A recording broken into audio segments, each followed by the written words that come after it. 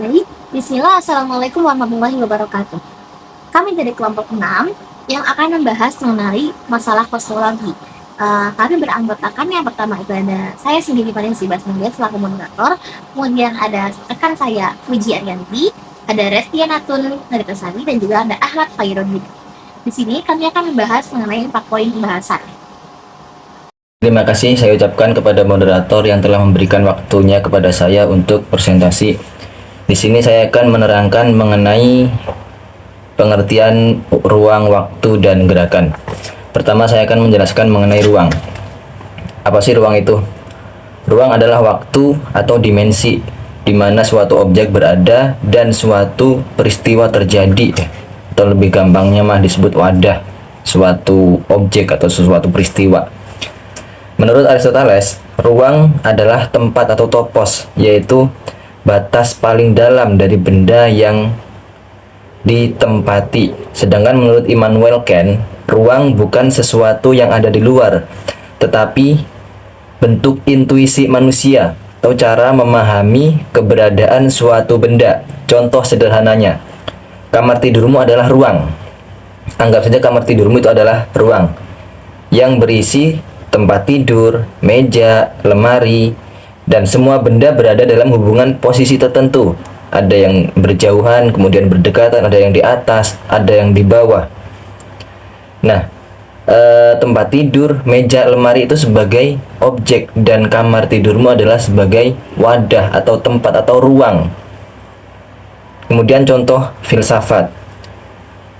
Ketika kamu duduk di kelas, posisimu berada di ruang tertentu, dan ruang itu tidak hanya fisik tetapi menjadi relasi, yaitu kamu berada di samping temanmu, di depan dosen, atau di belakang papan tulis. Jadi posisimu, kamu di situ sebagai objek, dan ruang kelas tertentu itu adalah ruangan sebagai wadah, objek, wadah untuk dirimu, dan posisimu di situ di samping temanmu, dan atau di depan dosen atau di belakang papan tulis. Ya, disitulah ruangan itu bukan hanya berupa fisik tapi bisa menjadi relasi.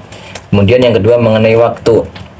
Waktu adalah dimensi keberlangsungan atau urutan kejadian dari masa lalu, masa kini, dan masa depan. Kemudian menurut Aristoteles, waktu adalah ukuran perubahan menurut sebelum dan sesudahnya. Sedangkan menurut Immanuel Kant, waktu adalah bentuk intuisi internal manusia, tidak berdiri sendiri melainkan kerangka pikiran untuk memahami perubahan. Contoh sederhananya, kamu bangun jam 6, kemudian kuliah jam 8, dan tidur lagi jam 10. Nah, itu merupakan runtutan waktu yang mengukur aktivitasmu. Jadi urutan dari jam 6 kamu bangun tidur, kemudian jam 8 kamu kuliah dan aktivitas lainnya, sampai jam 10 malam kamu tidur kembali. Urutan itulah dari jam 6 ke jam 8, dari jam 8 terus sampai jam 10, dan akhirnya kamu tidur kembali. Itulah yang disebutkan waktu. Kemudian contoh filsafat, tumbuhan. Jadi tumbuhan itu berawal dari biji, tumbuh menjadi kecambah, kemudian ada batangnya, kemudian ada daunnya. Proses ini hanya bisa dipahami oleh waktu. Nah, perubahan itulah dari mulai biji, kemudian tumbuh menjadi kecambah, dan ada menjadi pohon, kemudian tumbuh dedaunan. Proses perubahan itulah yang disebut waktu menurut contoh secara filsafatnya. Kemudian gerakan. Ya, gerakan adalah perubahan posisi atau perubahan keadaan suatu objek dalam ruang dan waktu. Nah, menurut Aristoteles, gerak adalah energi atau aktualitas dari sesuatu yang berpotensi, termasuk perubahan-perubahan tempat, kuantitas, kualitas, dan substansi. Contoh sederhananya, bola yang kamu lempar bergerak dari tanganmu ke udara dalam beberapa detik atau waktu. Nah, perpindahan bola dari tanganmu ke udara itu adalah gerakan. Itu adalah gerak. Karena tanganmu adalah ruang, anggap saja tanganmu ruang A dan udara adalah ruang B. Nah, perpindahannya bola yang kamu lemparkan dari tanganmu kemudian pindah ke ruangan, itulah yang disebut gerakan. Contoh filsafat menurut Aristoteles, air yang direbus berubah dari dingin kemudian menjadi hangat dan akhirnya menjadi panas. Meskipun air tersebut tidak berpindah posisinya, teman, di situ menurut Aristoteles bisa dikatakan gerakan, karena menurut Aristoteles gerakan adalah salah satu gerakan, yaitu termasuk perubahan-perubahan tempat, kuantitas, serta kualitas. Sedangkan pada air yang direbus yang awalnya dingin kemudian menjadi hangat dan akhirnya menjadi panas, di situ terjadi perubahan kualitas. Nah, mungkin cukup sekian yang bisa saya sampaikan. Kurang lebihnya mohon maaf bila banyak kesalahan. Selanjutnya saya kembalikan kepada moderator. Sebelumnya, perkenalkan, nama saya Fuji Haryanti dari kelas BK25C. Saya di sini akan memberikan materi tentang ajaran Newton, ruang dan waktu bersifat universal. Isaac Newton mengembangkan konsep ruang dan waktu sebagai unsur mutlak. Pandangan ini menjadi dasar ilmu fisika selama lebih dari 200 tahun. Menurut Newton, ruang adalah tempat tetap semua benda berada. Sedangkan waktu adalah aliran peristiwa yang berjalan sama di seluruh alam semesta. Keduanya tidak dipengaruhi oleh gerak ataupun pengamat. Menurut Newton, ruang dibagi menjadi dua, yaitu ruang relatif dan ruang mutlak. Ruang mutlak bersifat tetap, tidak berubah, ada dengan sendirinya, bahkan jika tidak ada benda di dalamnya. Ruang mutlak tidak dipengaruhi cara manusia melihat. Kemudian ruang relatif. Ruang relatif sesuai dengan apa yang kita lihat atau kita rasakan, bersifat subjektif. Jadi tergantung pada sudut pandang orang masing-masing. Kemudian menurut Newton, waktu dibedakan menjadi dua jenis, yaitu waktu mutlak dan waktu relatif. Waktu mutlak mengalir dengan kecepatan yang sama di seluruh alam semesta, tidak dapat dipengaruhi oleh apapun. Waktu hanya maju, tidak pernah mundur, tetap berjalan meski tidak ada kejadian di dalamnya. Kemudian waktu relatif. Waktu relatif, bagaimana cara manusia merasakan dan mengukurnya, bisa terasa cepat ataupun lama. Dipengaruhi psikologis, bukan waktu mutlak. Ruang dan waktu adalah dua hal terpisah. Ruang tidak dipengaruhi waktu, dan waktu pun tidak dipengaruhi oleh ruang. Ruang merupakan panggungnya, sedangkan waktu adalah aliran kejadiannya. Ruang dan waktu membentuk panggung tetap bagi seluruh kejadian yang ada di alam semesta. Baik, terima kasih kepada moderator atas waktu dan kesempatannya. Di sini dengan saya melanjutkan materi selanjutnya, yaitu tentang ajaran Einstein tentang ruang dan waktu. 1. Relativitas khusus 1905.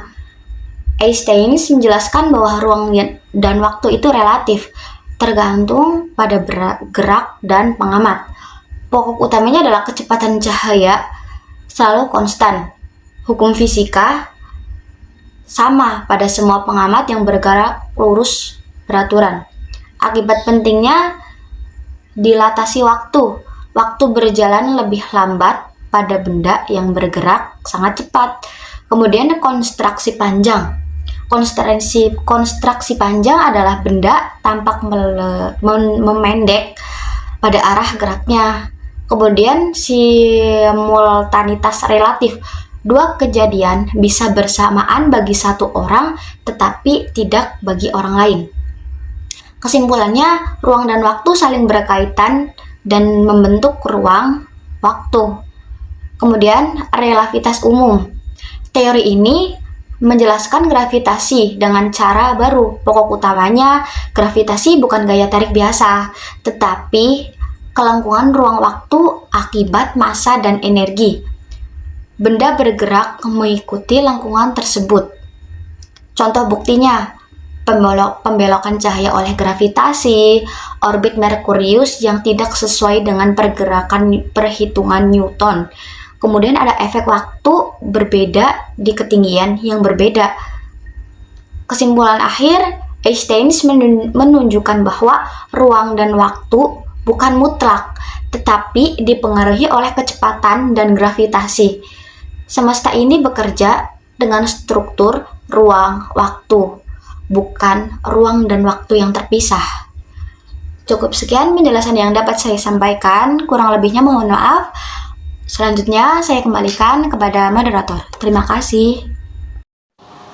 Baik, pada pembahasan selanjutnya itu kita akan membahas mengenai kedudukan ruang dan waktu dalam segi ontologis. Nah, pertama-tama kita harus mengetahui apa itu ontologi. Ontologi itu adalah cabang dari ilmu filsafat yang membahas atau yang menanyakan hakikat sesuatu.